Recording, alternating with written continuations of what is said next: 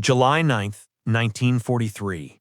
The Mediterranean sky was black as oil, the sea below churning under a rising storm.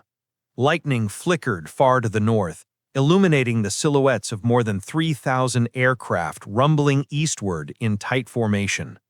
Their twin engines beat a relentless rhythm, a deep mechanical thunder that rolled across the night. To anyone listening from the Sicilian coast, it must have sounded like the approach of an endless storm. But this was no weather front. It was the opening act of Operation Husky, the Allied invasion of Sicily, and the aircraft above were not bombers, but something far stranger.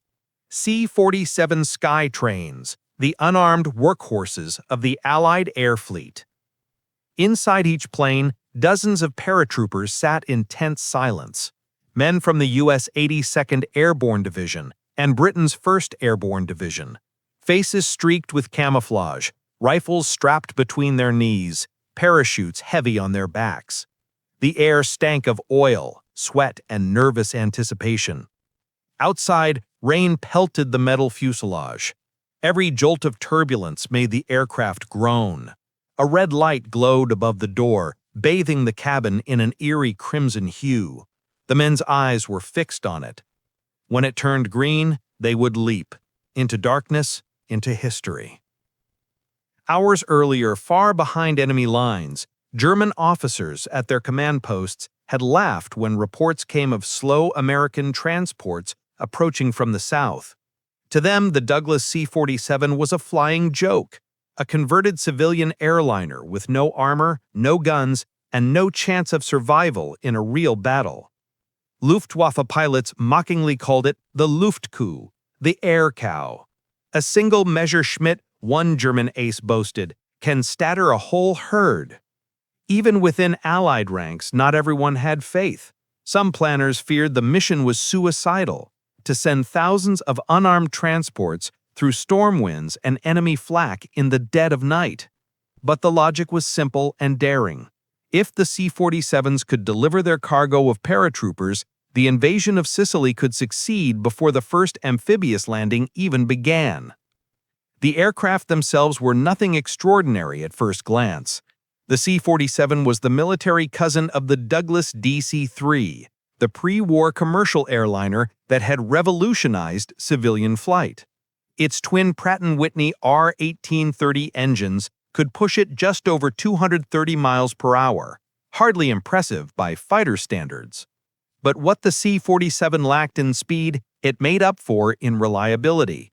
It could take off from rough airstrips, carry over 6 tons of cargo or 28 paratroopers, and fly thousands of miles without complaint.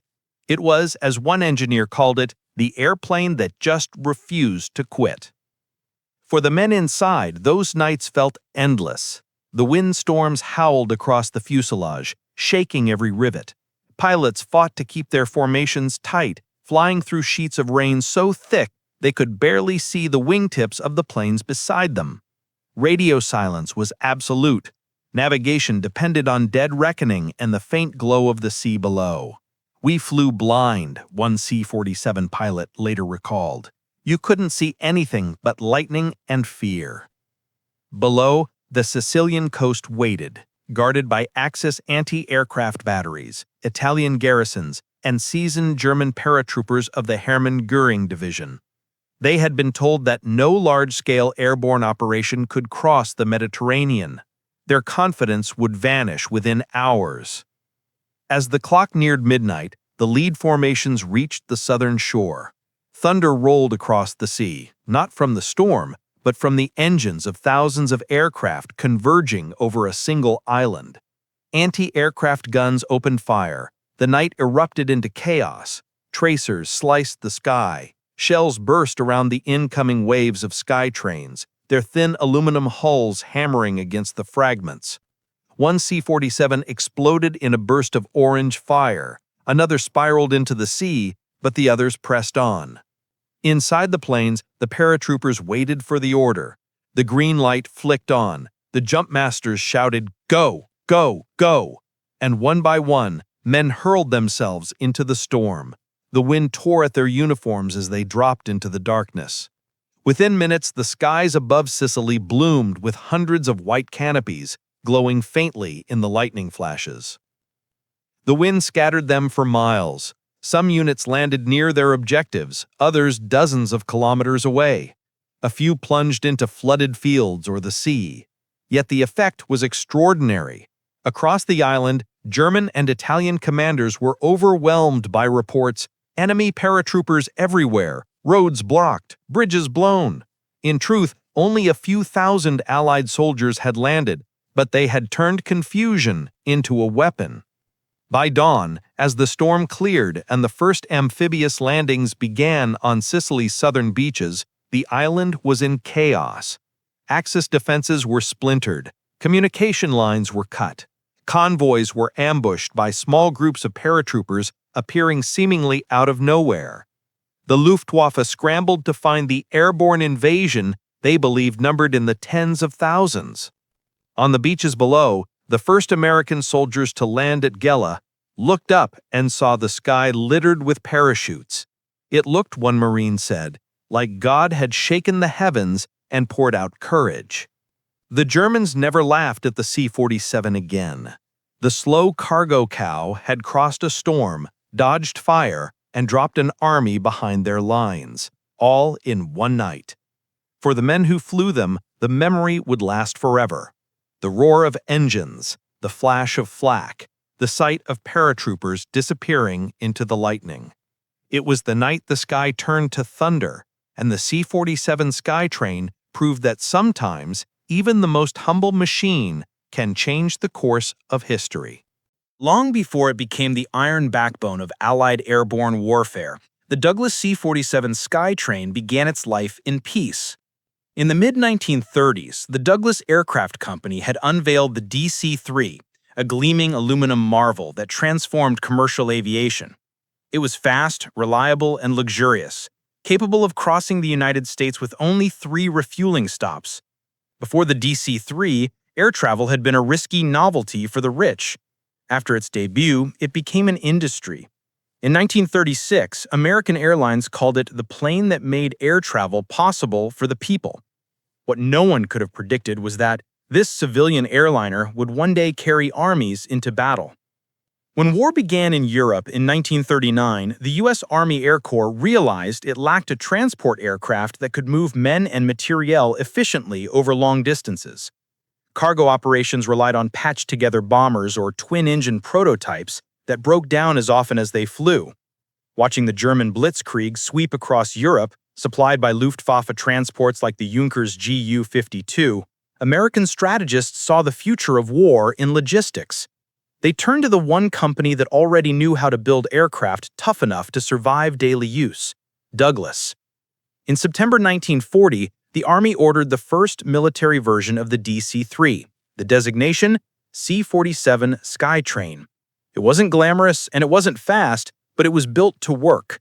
The engineers stripped out the passenger seats, reinforced the floor to carry jeeps, artillery pieces, or 6,000 pounds of cargo, and installed a large cargo door for rapid loading. Its twin Pratt & Whitney R-1830 twin Wasp engines could haul the plane over mountains and jungles at altitudes that left lesser transports gasping. The result was not a showpiece, it was a machine of endurance. Pilots loved it instantly. It could take off from a dirt strip, land on a beach, or climb out of a valley with one engine shot out. Its maximum speed, 230 miles per hour, was slower than a fighter's stall speed, but it didn't matter. The C-47 was the one plane that could always bring its crew home. Mechanics joke that it could fly on a wing in a prayer, and in war, that was enough. By 1942, production lines at Douglas plants in California and Oklahoma were roaring day and night. At the peak, one Skytrain rolled off the line every 30 minutes. General Dwight Eisenhower would later say that 4 pieces of equipment won the war: the Jeep, the bazooka, the landing craft, and the C-47. He said, "Without it, we would never have gotten to Normandy, never defeated the Axis, and never freed Europe." The C-47's versatility was its superpower. It towed gliders, dropped paratroopers, carried generals, and evacuated the wounded. In the jungles of Burma, it supplied the Shindits. Over the Himalayas, it flew the Hump to China. Its pilots learned to trust the plane's instincts. When storms turned violent, they'd say, "Just let the goony bird fly herself." But in early 1943, when planners began drafting Operation Husky, the invasion of Sicily, the Sky Train was still untested in mass airborne operations. Dropping paratroopers was one thing, coordinating thousands of planes across hundreds of miles of sea was another. The British had experimented with small airborne raids, and the Germans had stunned the world with their glider assaults on Belgium and Crete. Yet no one had ever attempted an airborne drop of this magnitude. At Allied headquarters in Algiers, General Eisenhower and Air Marshal Ketter knew that surprise would be critical. The beaches of Sicily were heavily defended, and German reinforcements could arrive within hours. The plan was bold: use C-47s to drop paratroopers behind enemy lines before the main landings. The airborne troops would seize bridges, block roads, and paralyze the Axis command structure. It would be a test not just of courage, but of coordination on a scale never seen before. There were skeptics. Some British officers warned that the Mediterranean weather in July was treacherous. American transport pilots, many barely out of flight school, had little experience flying in formation at night. Navigation aids were primitive. A single miscalculation could scatter the entire armada. One British general remarked, "If this doesn't end in disaster, it will be a miracle." To prepare, training intensified across North Africa.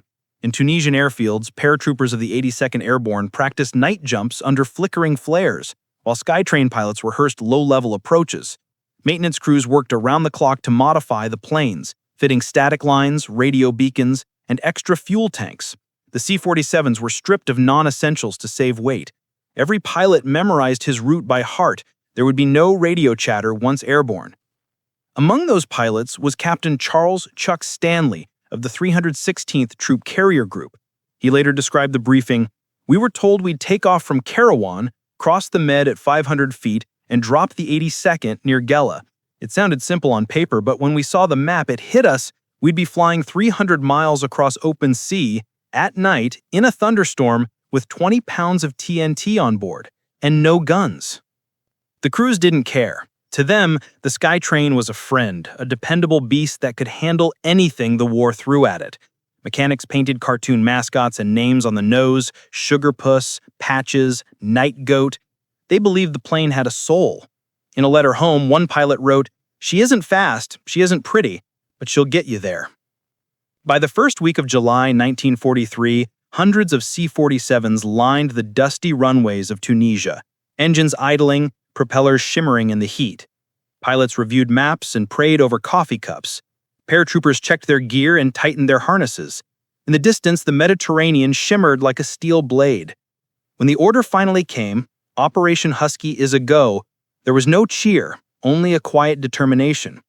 Ground crews saluted as the first Skytrains rolled down the runway and lifted into the twilight. One by one, the others followed, climbing into formation until the sky itself seemed filled with wings. At that moment, no one could have known they were about to change the nature of war. The Germans still called the C-47 a slow cow, unworthy of fear. Within 24 hours, they would learn that even a cow can fly when freedom rides on its back. The night of July 9, 1943, began with a promise and a storm. The air over Tunisia shimmered in the heat as the last rays of the sun faded behind the Atlas Mountains. Across the airfields near Kairouan and El Jem, C-47 Skytrains stretched wingtip to wingtip, engines idling, propellers slicing the dusk into shimmering halos. Mechanics shouted over the roar of the twin Wasps, giving thumbs up as pilots ran final checks.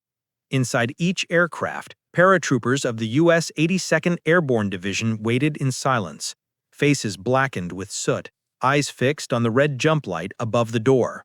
Some prayed, others smoked in silence. The mission was simple on paper: fly across 300 miles of open sea, through unpredictable weather, and drop behind enemy lines in Sicily before the main amphibious landings began. But everyone aboard knew that paper plans rarely survived contact with reality. At precisely 2200 hours, the first formation lifted into the night sky, then another, and another. Within an hour, the horizon above Tunisia was filled with light, navigation lamps, engine flashes, and the flicker of distant lightning. More than 3,000 C-47s, C-53s, and gliders took flight that night, the largest airborne armada ever assembled up to that point in history. As they climbed to altitude, the pilots switched to blackout conditions. Only the faint blue glow of the instruments lit their faces. The world outside dissolved into blackness, broken only by lightning flashes over the Mediterranean. The storm hit halfway across. Sheets of rain hammered the aircraft, and turbulence tossed them like paper boats. Compass needles spun, formation lights vanished in the dark, and radio silence meant no one could correct course. Some pilots descended to 500 feet, skimming the waves to avoid disorientation. Others climbed above the storm, hoping to find a break in the clouds. The air crews later said it was like flying inside a drum of thunder. By 1 a.m., the first wave neared the Sicilian coast, and hell opened up. Axis searchlights stabbed upward from Gela and Syracuse, sweeping the clouds until they found targets. In seconds, flak batteries roared to life.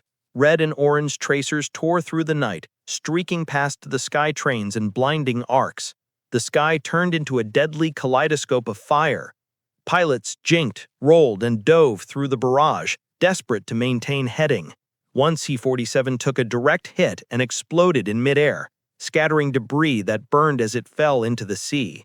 Another limped onward, engines smoking, still determined to reach the drop zone. In the back, paratroopers braced themselves. The red light flicked green, and the jump master shouted, "Go! Go! Go!" Doors slammed open. The roar of the storm filled the cabin. Men hurled themselves into the void, one after another, their parachutes snapping open against the wind. In the flashes of flak, the sky seemed to bloom with hundreds of white canopies, ghostly flowers blossoming in fire. But the storm had scattered everything. The 505th Parachute Infantry Regiment landed miles off course, their drop zone blown east by hurricane winds. Some troopers splashed into flooded fields or olive groves, others drifted over coastal cliffs or into the sea. Dozens were lost before touching ground. Yet the chaos became their greatest weapon. Axis commanders awoke to radio calls reporting enemy landings everywhere, near Gela, behind Syracuse, even deep inland. "They're falling from the sky," one Italian officer shouted over the radio. The German response was confusion and panic. Reinforcements sent to one area found themselves ambushed by small groups of paratroopers who seemed to appear out of nowhere. At dawn, the main invasion began. Off the coast, Allied naval guns thundered as waves of landing craft carried tens of thousands of soldiers toward Sicily's beaches. On the horizon, smoke rose from burning towns. Above them, sky trains still circled, dropping supply bundles, ammunition, and even medical kits to isolated paratroopers. Despite losing more than 60 aircraft to weather and flak, the operation had succeeded. The roads to the beaches were blocked, bridges blown, and enemy communications shattered. The C-47s had turned chaos into strategy.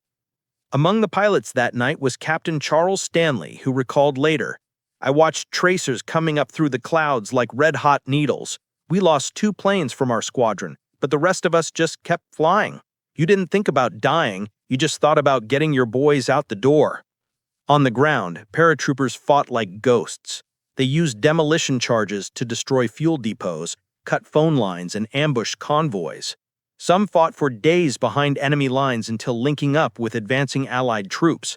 One Italian prisoner later told interrogators, "We thought there were thousands of them. They were everywhere." By July 12th, the Americans had secured Gela and Licata. The Axis defense crumbled faster than anyone expected. German General Hans Hube radioed to Berlin, "Enemy air-landed troops created total confusion in rear sectors." What Berlin didn't know is that only a few hundred men had done it, delivered by the same cargo cow they once mocked. Back at the Tunisian airfields, the returning sky trains limped home one by one. Many had holes in their wings or control surfaces shredded by flak. Mechanics counted over 200 bullet strikes on some aircraft, yet the engines still ran and the planes still flew. Pilots stepped out drenched in sweat and exhaustion, greeted by ground crews who stared at the damage in disbelief. When Eisenhower received the first reports, he called the mission a triumph of courage and machinery. The C-47s had done what no one thought possible. They had flown through storms and fire to deliver victory from the sky. For the men who flew them, the memory was eternal. The hum of the engines, the smell of oil and cordite, the sight of white parachutes glowing in lightning flashes. The C-47 had proven not just its worth, but its soul.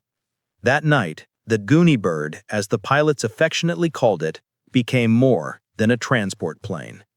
After Sicily, there was no longer any doubt. The C-47 Skytrain had proven itself not just as a transport, but as a weapon of strategy. What began as a modified airliner had become the beating heart of Allied mobility. Wherever there was a front, there were Skytrains overhead, slow, loud, and unstoppable. From the Mediterranean to the jungles of Burma, from the snow of the Ardennes to the coral strips of the Pacific, the steady thrum of its twin engines became the soundtrack of liberation. The war had changed its mission from night to night. One day, it dropped paratroopers into combat. The next, it evacuated the wounded. The same plane that carried supplies to Patton's tanks in Tunisia might a week later tow gliders full of British troops across the English Channel. The C-47 was never idle. By 1944, production had soared past 10,000 aircraft, each rolling off the Douglas lines already destined for a different corner of the globe. Its crews began to treat it as a living creature. You could feel her breathe, one pilot said. She had moods, stubborn in the cold, gentle in calm air, and always steady when things went wrong. The C-47's controls were simple, forgiving even to rookie pilots. It could limp home with one engine destroyed, the rudder half shot away, or with cargo far beyond its rated limit. Mechanics said the Skytrain was the airplane that would fly even if you forgot to pray. In the Burma campaign, the C-47 became a lifeline. Japan's advance through the jungles had cut off all land routes to China, forcing the Allies to resupply over the Himalayas, a deadly route known as the Hump. The thin air, icy winds, and 20,000-foot mountains claimed hundreds of planes. Yet the Skytrain kept flying. Pilots navigated by dead reckoning and hope, hauling fuel, food, and ammunition to Chiang Kai-shek's troops. "We were the truck drivers of the sky," recalled one crewman. "If you stopped, people died." By the end of the war, the Skytrains had delivered over 650,000 tons of supplies across those peaks, at the cost of over 1,000 aircraft. It was a brutal, thankless job, but it proved what the plane could endure. In Europe, its legend only grew. On June 6, 1944, D-Day, over 800 C-47s crossed the English Channel before dawn, their silhouettes black against the moonlit clouds. They carried the men of the 82nd and 101st Airborne Divisions, each bound for Normandy's fields. Below them, German flak erupted like 1,000 storms, but the Skytrains pressed on. At 2:30 a.m., they dropped the first Allied soldiers onto occupied France. When those green lights went on, the door opened to destiny, remembered paratrooper Tom Rice. Despite chaos, confusion, and casualties, the D-Day airborne operation split the German defenses. Bridges were seized, towns liberated, and roadways blocked. The same formula that had worked in Sicily, now perfected over France. The C-47s didn't just deliver men, they delivered momentum. General Eisenhower later wrote, "Without the airborne, the beachheads would have failed. Without the C-47, the airborne would never have reached France." But perhaps its greatest test came that winter during the Battle of the Bulge. In December 1944, snow choked the Ardennes as German panzers surrounded the town of Bastogne. Thousands of American troops were trapped, freezing, and running out of ammunition. The skies were shut by blizzards until December 23rd, when the clouds finally broke. Out of that clearing came the sound every soldier longed to hear, the low, rhythmic rumble of engines. Dozens of C-47s appeared through the clouds, flying barely above treetops, their cargo bays bursting with crates of food, medicine, and ammunition. One paratrooper later said, "We didn't cheer when they dropped bombs, we cheered when they dropped bread." Many of those pilots flew without fighter escorts, braving ground fire and icy air. They were unarmed, slow, and fully exposed, yet they kept flying back and forth for days. One aircraft, riddled with bullets, crash-landed in a snowfield. Its crew immediately joined the ground troops to fight. Another pilot, Lieutenant David Kiefer, made 6 supply runs before his engines finally gave out. "If those boys could hold Bastogne, the least we could do was get them beans and bullets," he said later. By war's end, the C-47 had touched every continent except Antarctica. It carried Allied generals to strategy conferences, flew VIPs like Eisenhower, and even hauled Winston Churchill's portable bathtub. It dropped OSS agents into occupied Europe, towed gliders over Arnhem, and hauled freed POWs home. In total, Skytrains transported more than 3 million soldiers and over 800,000 tons of cargo across every major theater of the war. The Germans came to respect it deeply, even bitterly. Luftwaffe ace Adolf Galland once remarked, "The C-47 is the best plane the Americans ever built. I wish we had one." They nicknamed it Der Fliegende Letzte, the Flying Mule, a grudging tribute to its strength. By 1945, as the Allies closed in on Berlin, the C-47's shadow stretched across victory itself. Every bridge, every front, every breakout owed something to its tireless wings. And as the guns fell silent, Skytrains were still in the air, dropping supplies to starving civilians, evacuating the wounded, and bringing home the men who had survived. In every soldier's memory, its sound meant salvation. The low hum of twin wasps rolling across the horizon was the promise that someone, somewhere, hadn't forgotten them.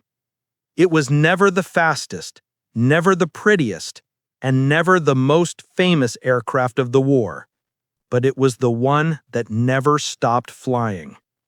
And when history remembers the machines that won World War II, few did more with less than the Douglas C-47 Skytrain. When the guns finally fell silent in 1945, the Douglas C-47 Skytrain did not retire. It simply changed missions. The same aircraft that had dropped paratroopers into Sicily, Normandy, and Holland now carried refugees, food, and hope into the ruins of Europe. Across shattered cities and burned fields, its shadow became a symbol of recovery. Soldiers called it the Angel of Mercy. For many who had survived the war, the deep drone of its engines no longer meant battle, but survival. In the months after victory, thousands of Skytrains flew under new banners. The U.S. Army Air Forces reorganized into the newly created U.S. Air Force, and hundreds of C-47s became the backbone of its logistics fleet. In Germany, they supplied the occupation zones. In Asia, they airlifted troops into China and Korea, and in late 1948, when Soviet forces blockaded Berlin, the C-47 became a hero once more. During the Berlin airlift, the same rugged planes that had once dropped paratroopers now delivered milk, coal, and medicine. Between June 1948 and May 1949, C-47s and their younger cousins, the C-54s, flew more than 200,000 missions, keeping 2 million people alive in a city the Soviets had hoped to starve. Berliners called them Rasenbomber, the Raisin Bombers. Even as newer transports like the C-54 Skymaster and C-119 Flying Boxcar appeared, the C-47 refused to fade away. It served through the Korean War, hauling supplies to the front and evacuating the wounded under fire. It flew in the First Indochina War, carrying French troops through the jungles of Vietnam, and in the early Cold War, it patrolled the skies as an electronic surveillance aircraft. The plane's versatility defied time. It was converted into gunships, weather scouts, and even airborne command posts. In one of its most famous post-war roles, it became the AC-47 Spooky in Vietnam, an armed variant equipped with side-firing miniguns that could unleash 6,000 rounds per minute. The same old Skytrain that once dropped supplies now circled enemy positions like a ghost, raining fire from the night sky. By the 1950s, the aircraft had spread to nearly every nation on Earth. Under the Marshall Plan and through surplus sales, thousands were sold or donated to allies and developing nations. Britain called it the Dakota, Canada used it for Arctic patrols, and Australia flew it across endless deserts. In South America, C-47s carried mail and medicine to villages in the Andes. In India, they flew over the Himalayas, just as they had during the war. The Soviet Union even reverse-engineered captured DC-3s into their own version, the Lisanov Li-2, which flew until the 1980s. But perhaps its greatest legacy lay not in its longevity, but in what it represented: mobility as power. The C-47 proved that war was no longer just about battleships and tanks. It was about logistics, speed, and reach. It showed that control of the air meant control of everything beneath it. General Dwight D. Eisenhower would later say that the C-47 may not have carried guns, but it carried victory. Without it, airborne warfare, from D-Day to modern air mobility, would have been impossible. Even decades later, its fingerprints remained on every modern transport plane. The C-130 Hercules, the C-17 Globemaster, and every paratroop drop of the 21st century owes something to the lessons of the Skytrain. Its design philosophy, simple, strong, reliable, became the DNA of military aviation. Yet for all its strategic value, its emotional legacy was just as powerful. Veterans who had jumped from its doors or flown it through flak remembered it like an old friend. One paratrooper of the 101st Airborne said at a reunion, "You never forget the sound. When I hear that hum today, I still feel the wind on my face and the fear in my gut, and the pride that we were part of something that mattered." In museums today, C-47s still stand proudly, polished and silent, their olive-drab skins marked with invasion stripes. Some still fly, their engines roaring over air shows and commemorations. The most famous among them, that's all, brother, the lead plane of the D-Day airborne invasion, has been fully restored and flies again, carrying veterans and descendants across the same routes it once flew into war. Each time its wheels leave the ground, history stirs awake. The Skytrain's final mission, it seems, will never end. It bridged continents, carried armies, and delivered freedom. It proved that courage could have wings and that sometimes the simplest machine can shape the fate of nations. When the war began, the C-47 was a converted passenger plane. When it ended, it was the backbone of victory. And in every sky it crossed, from Sicily to Normandy to Berlin, it left behind a truth that still endures. The strength of an army lies not only in its weapons, but in its will to move and to keep moving. Even now, when one of these aircraft takes flight, the air vibrates with memory. The engines cough, the propellers blur, and for a few seconds, the ghosts of another generation seem to ride again. In that sound, the deep, steady heartbeat of freedom, the world still hears the voice of the plane that carried victory. The Douglas C-47 Skytrain never stopped flying. It simply found new skies.